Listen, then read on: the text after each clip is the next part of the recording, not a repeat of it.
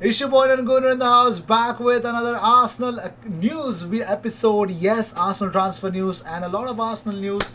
We had a game yesterday against Benfica. I'm not even satisfied with the way we finished. That is especially the score line as it suggests. We have an away goal, but we got to protect that when we meet them again for the next encounter in Greece. But the biggest part is that what I felt is that we dominated it. I think they were looking quite lackluster. Benfica. I was not afraid of that Benfica team, apart from the fact that when Rafa Silva came in or Everton Soares came in as well.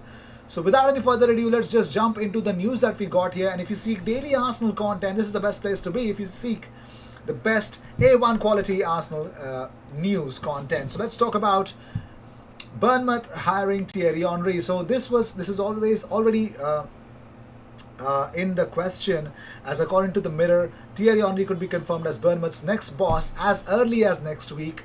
The Cherries have made an official approach to CF Montreal. Bournemouth's hierarchy have already decided Henry is the man to succeed Jason Tindall. So that's really going on for a while now. So Arsene Wenger has given his verdict about Thierry Henry being the front runner for the Bournemouth job. He says, I knew a little bit about Patrick Vieira when he was in the frame. But Thierry Henry being at Montreal, I didn't expect him to leave. But it's a good club, Bournemouth, and I think a good test as well for somebody. They have good players and they work well, and so I think it's a great platform for a young manager to show that he can do it in England enough to go to the Premier League. So the big boss really Arsene Wenger believes in Thierry Henry that it would be a wonderful opportunity for him and as well for Bournemouth. So Arsene Wenger also was asked about Arsenal's chances of winning the Europa League this season, to which Papa Wenger said, "For me, they are the favourites against Benfica. For me, they are the favourites in every single game, so I'm not very objective there." Papa Wenger never fails, so amazing. Moving on, so according to Chris Wheatley, who tweeted this out, 3 key passes and 92% pass accuracy for Martin Odegaard yesterday night in the Europa League encounter against Benfica. His through balls were so satisfying to watch. It's like, wow, orgasmic. Couple of them were damn orgasmic. So Harry Kane, according to Indie Kayla News, I don't completely believe in it, but there is some truth to it because they've literally changed some stuff and boom. Should you believe this news 100%? So Dominic Calvert-Lewin, after being linked with Arsenal, being an Arsenal fan, it looks like Harry Kane wants to leave Spurs in the summer, and Tottenham Hotspur willing to let the player leave at the right price, only at the right price. And we know that Manchester City have been linked to sign Harry Kane. Dominic Calvert-Lewin and Danny Ings could both join Spurs if Kane leaves. The club will make sure all funds will be used to bring in replacements. So it's pretty much clear Dominic Calvert-Lewin could be bought in by Spurs. So there is a competition for signing Dominic Calvert-Lewin from Spurs, and Arsenal know that if Lacazette leaves, Dominic Calvert-Lewin should be an option. But also there are 4 players in the history of football who have played in both the competitions for both Arsenal and Benfica. Stefan Schwarz, Mikel Thomas, Jose Antonio Reyes, and David Luiz. So 4 players being actually played for both the clubs. So moving on, so Aubameyang tweeted out after a horror display in front of goal, missing a lot of chances. We know Oba could have got it better, but okay, it's done. It's not worse. It's 1-1. They got a lucky penalty. Let's just live with it for now because the game is not over yet. There's another leg.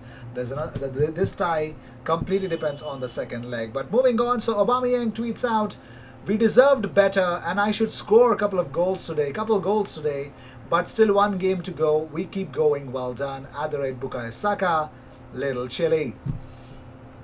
I think I'm fine. Deep down, I know that he messed up badly, but okay, I think I'm fine with what Aubameyang came out with.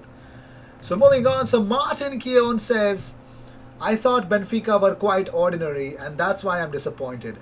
Arsenal did not take advantage. When you get an opportunity to win, it didn't quite click, and I understand why. Playing the same 11 from last week, but the team is short of confidence." Crazy. But moving on. So Arteta opens up about Aubameyang. He says these things happen. He was on the end of the big chances we had. He was a real threat, and we played against this opponent with a high line. They propose all the time, and he was unlucky not to score 2 or 3 because in normal circumstances that would be the case. It's a challenge to manage the minutes. Arteta says it's at the moment because he is a real threat. Saka.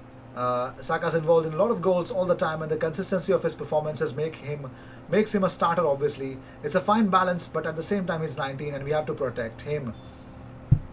Okay. Arteta says we have to protect our Saka and keep expectations where they should be, but I'm not going to put a break in his development or how much he can do week in, week out. We have to support him, give him the best possible advice, and manage his minutes so he can maintain this level.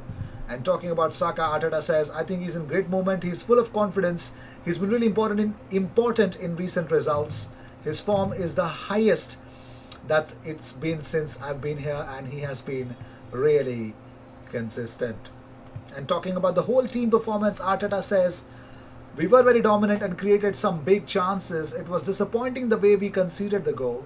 We gave them the ball, then it was 1-1 and all the play for, but overall, we should leave the ground with more. We should be in a much better position than we are. We haven't been ruthless enough in the opponent's box, and then we gave them a goal with the actions leading to the corner and then the handball. Everything is still to play for on Thursday. It's not over, of course, we know that. Moving on, so Saka had this to say. He says, we had a lot of chances. We're frustrated. We feel like we dominated the whole game. They got a lucky penalty, which I don't think was a penalty. We just had to react to it, and we dealt with it well. The reaction was far more better. We scored as soon as after they scored as well.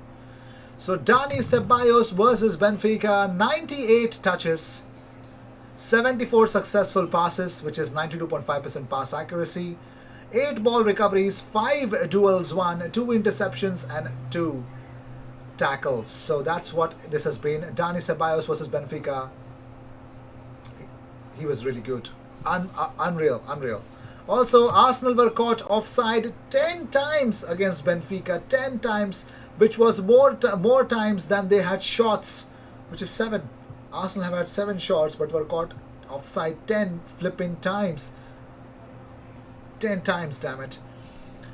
Moving on, talking about more stuff. Forward Balogun has been urged to make right decision and leave Arsenal, according to Benfica. So Arsenal rejected a bid from Sheffield United from last year. Also, Liverpool are lurking for him as well. So Balogun first opened the door to a move away from Arsenal due to lack of first-team opportunities. Now Benfica believes Balogun needs to call time on his spell at Arsenal. He says, it all depends on your positioning and who's ahead of you. Balogun, he's good. I've seen him play. I think it's the right decision for him to leave. The captain is a number 9. The other number 9 is top goal scorer this season, and Eddie Nketiah is a couple of years older than him and has also done well. If you want to keep waiting for your chance, before you know you're 23, and teams managers will start picking up players who are more experienced in the championship, who have 100 appearances to their name, instead of the guy from Arsenal who has played for England under 19s. And that's kind of what's happened to me as well. Also, we all know that Balogun actually made his debut against Dundalk in the Europa League back in October and played 3 more times in the competition, scoring on 2 occasions. His last involvement with the senior squad was as a late substitute in the Carabao Cup defeat to Manchester City on December 22. So that was a game that we lost, and that substitution did not make any sense because we were dead attacking, and of course Ronarson killed the momentum of the game. So this is it. Benfica wants Balogun to make the right decision to leave Arsenal. That would be really beneficial for his development.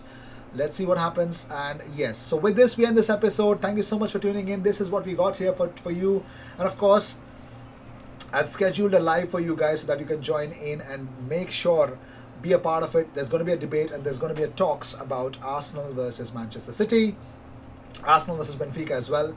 So stay tuned. If you seek daily Arsenal content, consider subscribing. 14,000 subscribers, can we reach there? Help us achieve that help us achieve that milestone. I will see you in the next one. Cheers.